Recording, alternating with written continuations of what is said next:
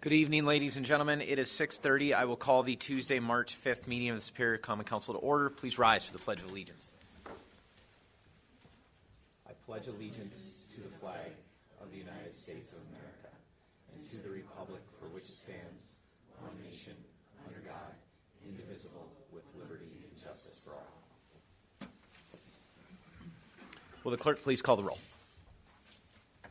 Councillor Olson is excused. Councillor Van Sickle. Councillor Bender is excused. Councillor Sweeney. Here. Councillor Fennessy. Here. Councillor Elm. Here. Councillor Ludwig. Here. Councillor Sutherland. Here. Councillor Kern. Here. Councillor Dahlbeck. Here. Councillor Levine. Here. Councillor Newman. Councillor Locke. And Councillor Radke. Here. Recognizing a quorum, approval of the minutes. The motion is by Councillor Kern, the second by Councillor Elm to approve the minutes from February 19th, 2019. Is there discussion? Seeing none, all those in favor, please signify by saying aye. Aye. Those opposed say no. Motion carries. Item 6 is the consent agenda. The motion is by Councillor Dahlbeck, the second by Councillor Ludwig. Is there discussion? Seeing none, all those in favor, please signify by saying aye. Aye. Those opposed say no. Motion carries. Item 7.1 is the Finance Committee recommendations from the February 14th meeting. Motion to approve. Second. Motion is by Councillor Elm, the second by Councillor Fennessy. Is there discussion? Seeing none, all those in favor, please signify by saying aye. Aye. Those opposed say no. Motion carries. 7.2 is the Finance Committee recommendations from February 27th. Motion to approve. Second. Motion is by Councillor Kern, the second is by Councillor Sweeney to approve the recommendation. Is there discussion? Seeing none, all those in favor, please signify by saying aye. Aye. Those opposed say no. Motion carries. 7.3 is the Human Resources Committee recommendations from February 18th. Motion is by Councillor Ludwig, the second by Councillor Sutherland. Is there discussion? Councillor Fennessy. Can we pull item 7.3, number 5 for discussion? Yes, discussion is open on. We'll approve the balance in the meantime. Is there discussion on the balance of the items? Seeing none, all those in favor, please signify by saying aye. Aye. Those opposed say no. Item number 5 is separate. Item number 5 is to approve filling 3 additional firefighter positions. Is there a motion to approve? The motion is by Councillor Fennessy, the second by Councillor Sutherland. Councillor Fennessy. Councilors, I just want to give you a quick update on this. It's been kind of a long process, and it started back during the budget time. And what we did, if you remember, we funded those positions with CIP dollars, and then we were going to bring it back to HRC. In between, some of the councilors and Mayor Payne had some hesitation with funding them solely out of the CIP. Mayor Payne and I, we met, and what we agreed to was keep that option, fund them through 2019 with the CIP, and then have further discussion during the budget time for future budgets, instead of trying to have a budget talk now for for a future budget. So I just want to give everyone an update. We probably didn't have to send this one to the council, but I just wanted to make sure it got to the council, just to give you guys an update as far as what where we're at, and how we got here. But I plan on sitting down with Mayor Payne a couple times before the budget's proposed to see if we can shift some of that funding from solely funding from the CIP into more of a maybe a hybrid position with the general fund. Councillor Sutherland. Yeah, thanks for clarifying that, Councillor Fennessy. I'd like to thank everybody for approving this. It's nice to see this come to this vote. A lot of time and energy was put into talking about this, so I just want to thank everybody for approving this, and look forward to the 3 extra firefighters. Further discussion? Seeing none, all those in favor, please signify by saying aye. Aye. Those opposed say no. Motion carries. Item 7.4 is the Plan Commission recommendations from the February 26th meeting. Second. Motion is by Councillor Dahlbeck, second by Councillor Fennessy. Is there discussion? Seeing none, all those in favor, please signify by saying aye. Aye. Those opposed say no. Motion carries. Number 8.1, I am recommending approval of miscellaneous licenses. The motion is by Councillor Dahlbeck, second by Councillor Elm. Is there discussion? Seeing none, all those in favor, please signify by saying aye. Aye. Those opposed say no. Motion carries. 8.2, I am recommending approval of an original Class B beer application by Corner Store 300, 3802 East 2nd Street for the remainder of the license period expiring June 30th, 2019. Motion is by Counselor Dobik, second by Counselor Sutherland. Is there discussion? Seeing none, all those in favor, please signify by saying aye. Those opposed say no. Motion carries. 8.3 is Housing Coordinator Planner Screenus is recommending approval of redevelopment agreement between the City of Superior and PAC Investments, LLC, for the purchase of 1121 North 12th Street. The motion is by Counselor Fennessy. The second is by Counselor Elm. Is there discussion? Counselor Fennessy. If I could, I just want to pull this out for a quick, quick discussion, because I didn't want this to go unnoticed, buried in the agenda. This is some good work that our planning department has done, because if you rewind the clock a few short years ago, a house in this situation that's vacant, that's deemed beyond repair, would just simply get tore down. But they've developed a plan to put this back in. Bring this back to life, and the simple solution would have been just to tear it down. But this is great, because there's a cost in simply just tearing a building down. Although that looks like an easy solution to a problem, there's a real cost involved in just tearing it down. You've got the cost of the actual demo. The city misses out on the tax revenue. Neighbors miss out on the value of a home that's been rehabbed in their neighborhood. Then the city's responsible to plow it or just shovel it, mow the lawn, and all that. So this is fantastic, and I just wanted to point out the nice work that both Jason and Jeff have done on this. Thank you, Counselor. Actually, Mr. Screenus, seeing as you've put off Mardi Gras this long, would you mind coming forward and explaining a little bit more about this program? This is the first house we've approved in this program, so I agree. I think it should get a little bit more attention.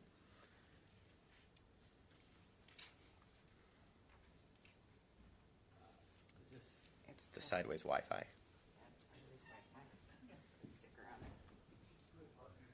Oh, there we go. Okay. So this is actually the second home that's been purchased under or gone through the program. The first had some tax forfeiture issues that we had to deal with, and now that rehab is underway. And so now we've got this one here, though, was donated to the city essentially because the owner did not have the capability to bring this back on their own. It's a non-buildable lot, which means if it were torn down, we wouldn't be able to put anything there. It really is almost a postage stamp of a lot. And so when you have that, the ability for us to pull that off and to put that out for an RFP, a request for proposal, where we have developers come to us with offers that we can evaluate. And at that point, I'm not making a decision about tearing it down. We're not making a decision about tearing it down. We're letting the market decide. We're letting people who do this every day, who turn around and rehab homes to sell for to an owner-occupant for profit, or for people who can take it into their portfolio as a rental property, letting them decide whether or not that home can be saved. And that, to me, is really the beauty of this program, is that we can come up with a process where we can even say we don't like the proposals that we have. We don't think that any of them are realistic, so we're going to go ahead with demolition, or we'll put it out for another round of an RFP. But we're letting people who do this every day kind of make that, help us, guide us about what we can do with these homes. Are there questions about this program, this particular house? Mr. Fennessy? So now with this program, I know this one's being purchased by a business, probably with the intent to rent it out. This scenario could be used for a first-time home buyer or a family looking to move in and make this their home, as long as they're willing to do those repairs, right? Correct. And in fact, in the program guidelines themselves, that is a higher and better use. So if we have a comparable set of proposals in terms of someone's, the repairs that they're going to make and what we think they actually have the capacity to do, if someone comes along and says, I'd like to keep this in a rental portfolio, and another person says, I'm either going to sell it to an owner-occupant or I'm going to live there myself, the recommendations that staff and the Housing Task Force would make at that point would more likely be that we would recommend selling to the end use of owner occupancy. Okay, thanks. Good work. Councilor Kern. Yeah, I also, too, want to commend you for the great job that you've done on this program. I know we've talked in the past a little bit about some of the things that are involved in this program and getting these houses to the point that we want to get them to. As we look around our city, we have a lot of these lots that are like this. And like Councilor Fennessy said, it is easy to tear them down, but we lose so many different aspects on it. So I, too, want to commend you on a great job that you did. Thank you. Councilor Ludwig. I just want to, on the redevelopment agreement, this was just entered into, am I correct? So shouldn't it say 2019 rather than 2018? The redevelopment agreement was dated by the applicant at the point when they applied, but because we have not yet approved it, it was included in the packet for review so we could see what the redevelopment agreement will look like, Okay. but it will be fully executed after after decision has been made by the council here. Okay, all right. I just wanted to make sure we had the dates right. Okay, thank you. Further discussion? Thank you, sir. Congratulations. We have a motion and a second to approve the redevelopment agreement. Is there further discussion? Seeing none, all those in favor, please signify by saying aye. Aye. Those opposed say no. Motion carries. Item 8.4, Planning Director Cirque is recommending approval of the release of utility easements in previously vacated property at 5300 Stinson Avenue. Motion is by Councilor Dahlbeck, the second by Councilor Fennessy. Is there discussion? Seeing none, all those in favor, please signify by saying aye. Aye. Those opposed say no. Motion carries. 8.5, Director Cirque has an update and presentation regarding Howard's Bay remediation project. Mr. Cirque. Thank you, Mayor and Councilors.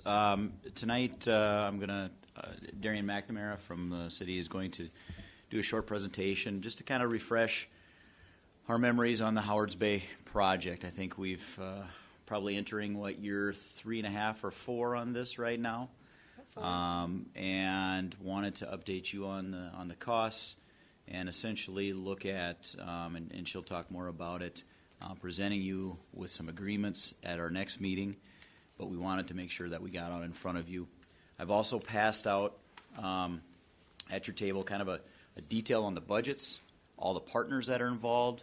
You'll see that this project has kind of morphed from about a $14 million project to about a $19 million project, so Darian will talk about that.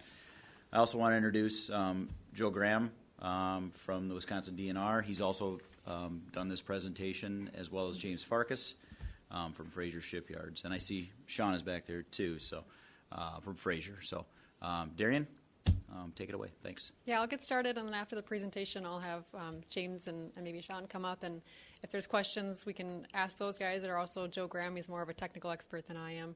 I'll just go through the presentation first, and then we can open it up for questions. So I'm Darian McNamara. I'm the Environmental Regulatory Manager for the city. I've been involved in the Howards Bay project since about 2015, I think. Like Jason mentioned, we came to the council around 2017 with a similar presentation. We did kind of an outreach circuit at that time. We talked to the council. We had a public open house meeting here. We talked to the Rotary and different groups in town. And at that time, we asked the council to support the project as we had been planning it, and that included some specific in-kind contributions from the city. And the city council passed a resolution in support of the project at that time. So that was about 2 years ago. Since then, we've proceeded with planning and now have designs nearly completed, so we're moving towards implementation. Implementation is going to be securing funding from the EPA and other partners. But to make that happen, we really need to have signed agreements this month. Right now is when the EPA is deciding which cleanup projects in the Great Lakes get that funding. So the timing is critical. So at your next meeting, we'll be asking you for approval to sign those agreements. And like Jason said, we want to get you a refresher on the project before we do that. So kind of the view from 10,000 feet, Howards Bay is within the St. Louis River area of concern, which is You can think of it like a Superfund site. It's a little bit different, not quite that contaminated, but this site is made up, the St. Louis River Area of Concern, I should say, is made up of several different cleanup areas, Howards Bay being the largest on the Wisconsin side. The goal for getting the area of concern delisted, they call it, so getting the St. Louis River off the list of areas of concern in the Great Lakes, is 2020, and this project is scheduled to be implemented that year as well. So with that deadline coming up close, there's a kind of a surge in funding that's available to get these projects taken care of right now, which also adds to the urgency of getting the agreements in place this month when those funding decisions are being made. So the Howards Bay Remediation Project is a joint effort. There will be dredging done within Howards Bay, or Howards Pocket, we call it, within the shipping channel, which actually extends out into Howards Bay, and also beyond the shipping channel, doing cleanup dredging outside of the channel where there's contamination. It's a public-private partnership. So it's about an $18 million project. The cost has gone up over time, just as disposal costs have gone up, just with inflation, things like that, and also as the designs have changed. 2/3 of the funding is going to come from federal funding. The remaining third is going to be shared among the non-federal partners, the city being one of those, DNR and Fraser being the others. So these are the project partners on the bottom. You can see which ones are actually providing cash support, as well as in-kind from some of them. The city is only providing in-kind support, and then there's also a consultant on board. So here's kind of a visual to give you an idea of how the funding shakes out. Like I said, the lion's share coming from the EPA, from Great Lakes cleanup funding pots. The city's piece of the pie is not insignificant. It's a pretty good sized contribution. It's all in kind. Again, no cash coming from the city. But without our in-kind contribution, there's a big gap in that project budget that would need to be made up with cash or some other form of contributions. The EPA funding, so the green slice, requires a 35% match from those non-federal sponsors. So again, that city slice is really key for making the project happen. So this just gives you, that photo didn't come through very well, sorry about that, but this gives you like a conceptual idea of what the project will look like in Howards Bay. We've got the shipping channel on the left side there. We'll be dredging out the shipping channel, but then even going beyond the channel in the places where there's contamination that needs to be taken out. In the shallow areas, kind of over by Connor's Point, there's some mildly contaminated areas that'll probably just be left in place and covered, but taken out at roughly 70,000 yards of material from the pocket there. Also wanted to point out, we have about 327 individual samples from within Howards Bay. That's a pretty high density of sampling that's been done. And basically what that means is there's a pretty high confidence about where the contamination is, what is there, how deep it is, how much is there.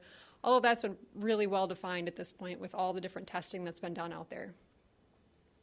So what is out there? Well, I guess I direct you first to the little pie chart up in the upper right there. 98% of it is lead. So that's really the big thing we're talking about is lead. And most of that comes from lead paint that's been taken off the ships maintained there at Fraser Shipyards. And then also from leaded gasoline, and that's coming into Howards Bay through urban runoff from when leaded gasoline was still in use.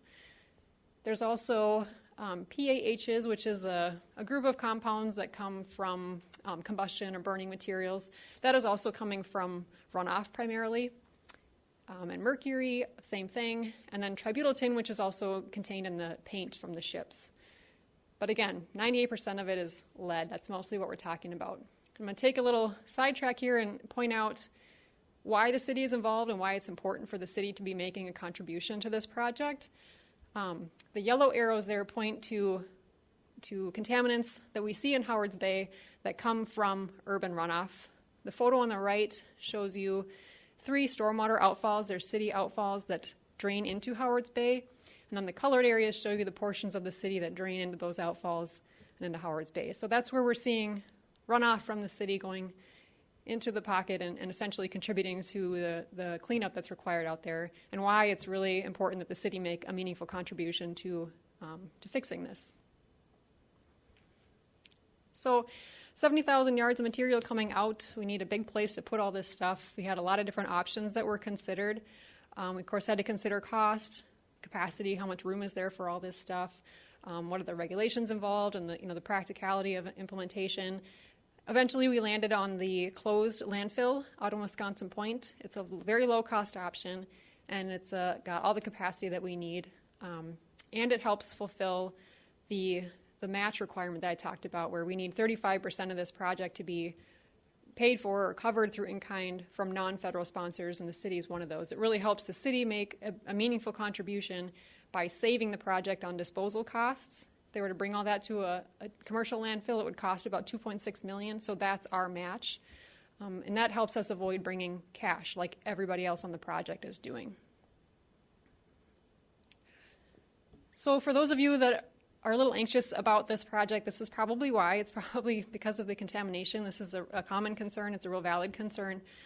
So I want to take a little bit to talk about this piece of it. And there's a couple of key points I want to go through on the contamination. The first is to point out that when you have contamination in the water where it is now, it's very different than having it on land. There's actually different sets of rules for what is acceptable with lead or mercury or any contaminant when it's in the water versus on land. And the reason is that aquatic organisms are a lot more sensitive to contaminants in the water. They're essentially living and breathing in this stuff all the time. It's very different than when it's up on land.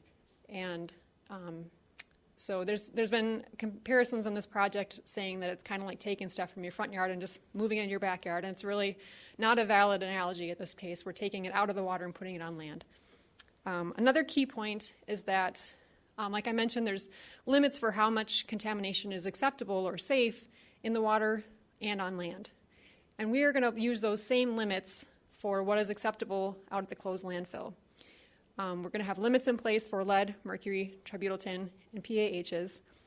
For the top three that I just listed, the limits for what we will take at the landfill are the very same limits that would apply if you were taking this to a residential or commercial site in Superior.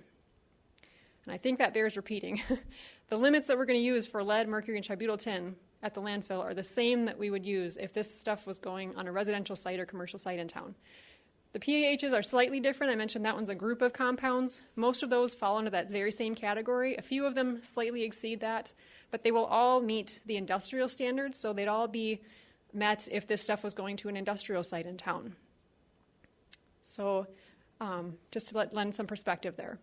On the bottom, you can see the little schematic there of how we're going to place this stuff. The orange represents what's coming out of Howard's Bay, and all of that, even after it meets those rules I just mentioned, is going to be capped with clean material. So we'll have the capping, we'll have those limits in place, and it'll be up on land.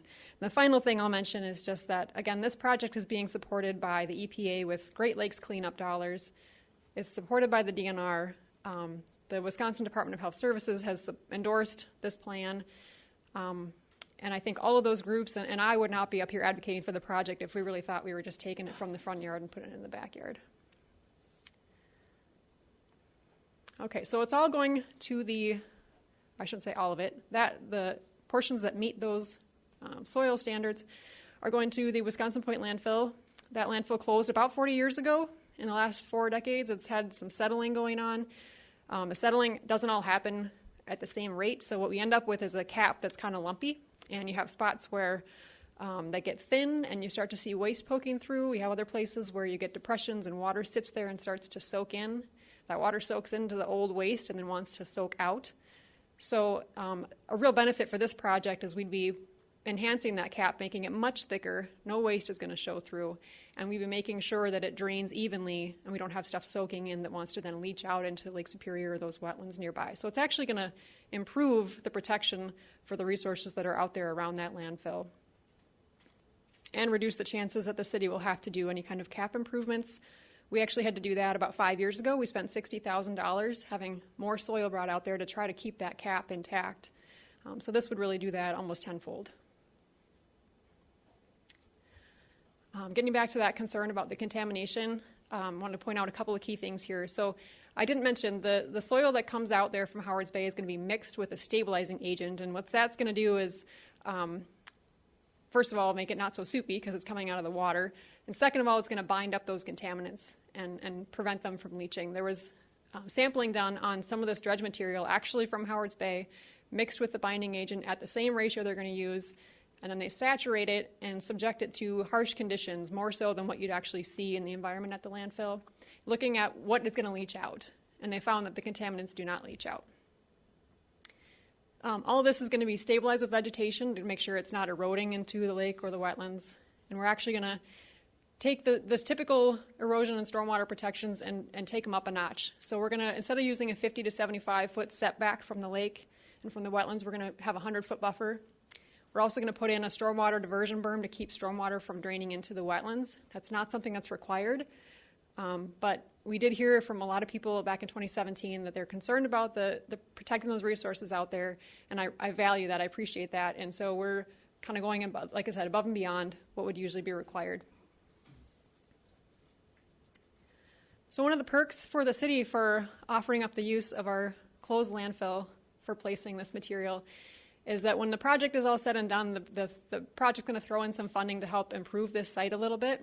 Right now, for those of you that aren't familiar, it's fenced off, it's gated, locked, it's mowed once a year, but it's pretty much inaccessible and not a real great site to visit. What they're going to do is reseed it with a pollinator seed mix, so there'll be lots of wildflowers out there. They're going to pay for some benches.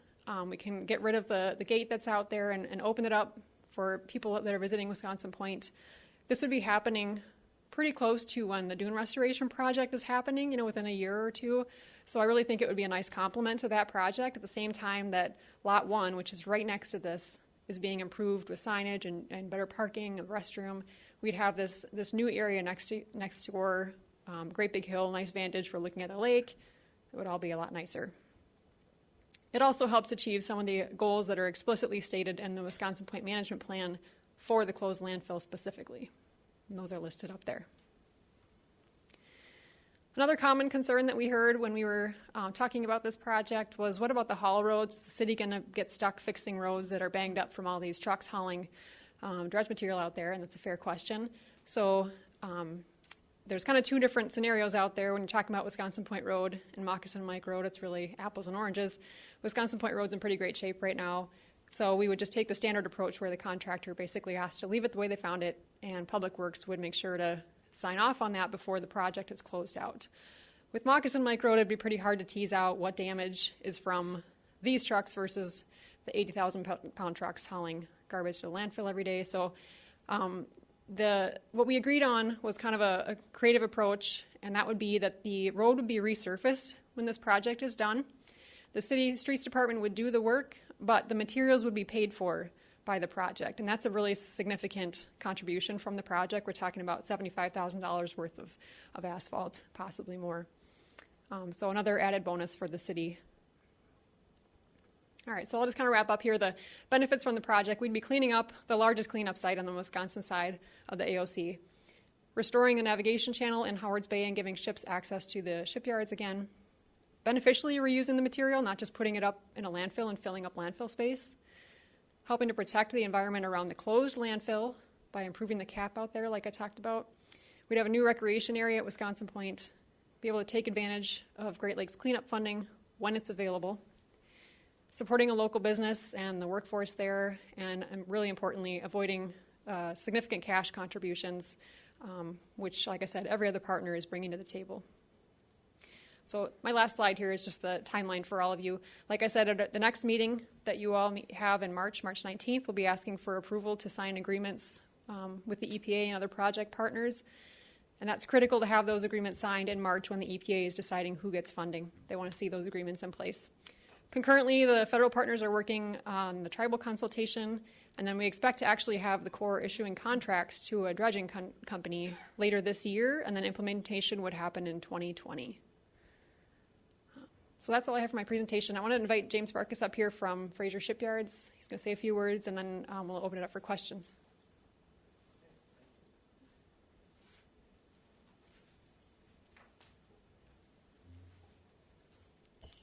Well, thank you, Ms. Darian, for the introduction. I'd also like to thank the mayor here, City Council President Kern, and the rest of the City Council members, members of the City Administration, as well as members of the public here.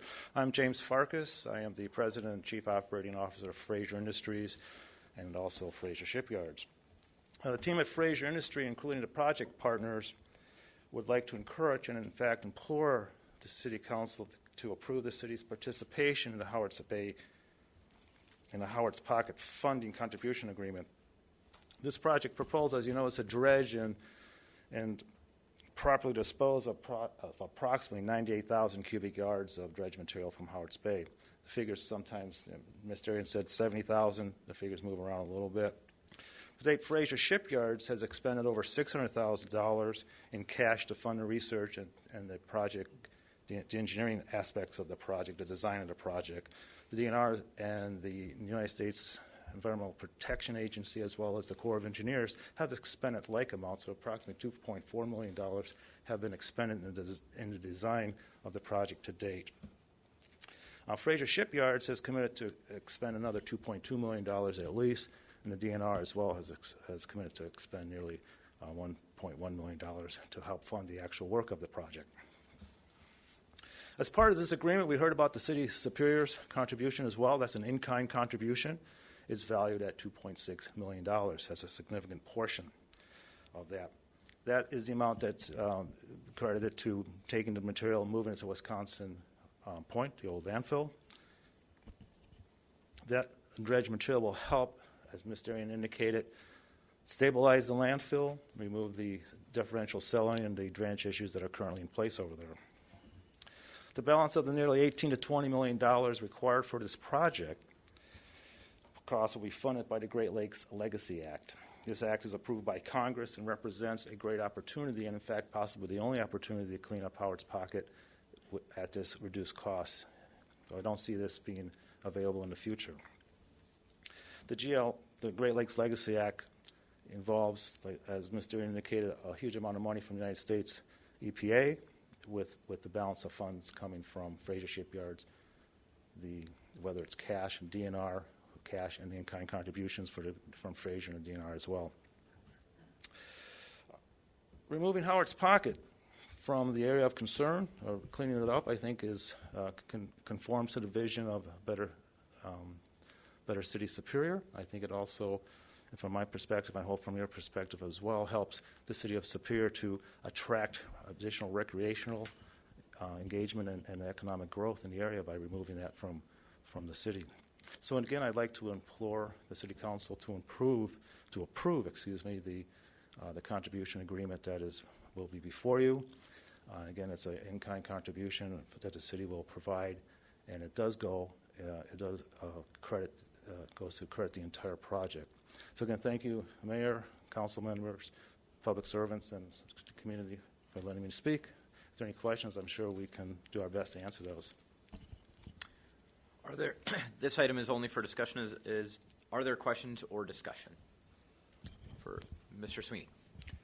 How accurate is your estimate in terms of the total amount of cubic yards? I can address that. So the numbers vary because it depends on what you're talking about. There's one volume that's coming out of the water, and then as you dig it up, it kind of expands just because you're handling it. And then you add in that stabilizing agent. So it depends on which stage you're talking about. There's about 86,000 yards that would be going to the closed landfill, and that includes that fluff factor and the addition of a stabilizing agent. Okay, but how accurate is that estimate? I'd say it's fairly accurate. Do you know when they did the last survey? Go ahead. The dredging volumes can change. It is an estimate, but I'd say 10%. Okay. That's all I want. Further questions or discussion? Mr. Kern. Yeah, I want to say a great job on this whole entire presentation. This has been a long project, and as you can see, it started in 2017. It was quite a contentious topic when we first started it for myself, and I think a lot of the counselors then and still today. I think you guys have done a great job with getting all the answers and the questions that a lot of the citizens in Superior are concerned about, especially your analogy of the front yard, backyard. That's something that was kind of on my mind as this whole entire thing has been going through. Looking at this project now, the public input, getting to the area that we're at, I think it's a great partnership, and it shows dedication to cleaning up our river and making sure that Superior is known for fresh water. I've born and raised in Billings Park. When I was younger, you could not swim out there, and with continued efforts like this, it's getting to the point where you're able to enjoy that recreational area. So thank you very much. Thank you. Further questions or discussion? Counselor Sutherland. When you say you're going to cap it with clean material, where would you get that clean material from? So the top 6 inches would be imported topsoil, wherever we can source that much topsoil. It's going to be hard around here, but the consultant working on that knows that. So they're working on that. And then the lower 6 inches would be clean material from Erie Pier, which is actually dredge material itself, but it's clean dredge material from the shipping channel that is routinely dredged. And is that top 6 inches, is that already factored in the cost for this? And Yeah. okay. Yep. Thank you. Further discussion? I'd also like to say thank you to the presenters for the information. Councilors, this discussion is timely. We are actually in the middle of the 9th Annual St. Louis River Summit at UW Superior. I'd encourage you, if you have the time, it goes for another day tomorrow to learn more about the St. Louis River, especially the area of concern. You have nearly every scientist and professional focused on that gathered in one place for the entire day tomorrow. And if you work, you could potentially catch the last presentation where the panel are the local breweries from Duluth and Superior talking about the importance of cleaning up this estuary. So thank you again.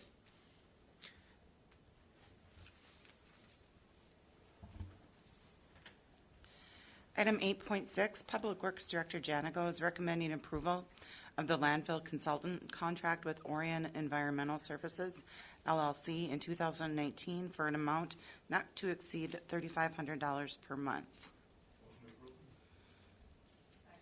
The motion is by Councilor Fennessy, the second by Councilor Ludwig. Is there discussion? Seeing none, all those in favor, please signify by saying aye. Those opposed say no. Motion carries. 8.7, Director Janico is also recommending approval for the contract with SEH for planned production and design of 2 large culverts crossing under Moccasin Mike Road for $68,000. The motion is by Councilor Dahlbeck, the second by Councilor Fennessy. Is there discussion? Seeing none, all those in favor, please signify by saying aye. Those opposed say no. Motion carries. Item 8.8, Fire Chief Panger is recommending approval to award contract for furniture to Northern Business Products for the state contract bid price of $63,968.27. Motion is by Councilor Fennessy, the second by Councilor Sutherland. Is there discussion? Councilor Kern. Thanks for coming in on a budget. Not much, but thanks. Further discussion? Seeing none, all those in favor, please signify by saying aye. Those opposed say no. Motion carries. Item 11.1 is a resolution introduced by the Plan Commission setting a public hearing on April 16th to vacate a portion of North 11th Street, east of Tower Avenue, and area alleys. Motion is by Councilor Fennessy, the second by Councilor Elm. Is there discussion? Seeing none, all those in favor, please signify by saying aye. Those opposed say no. Motion carries. Having no further business. Just one announcement, just a reminder that the first meeting in April will be held on Wednesday, April 3rd, due to the election on the 2nd. So if you just plan accordingly with your calendars. Thank you. We are adjourned, councilors. Thank you.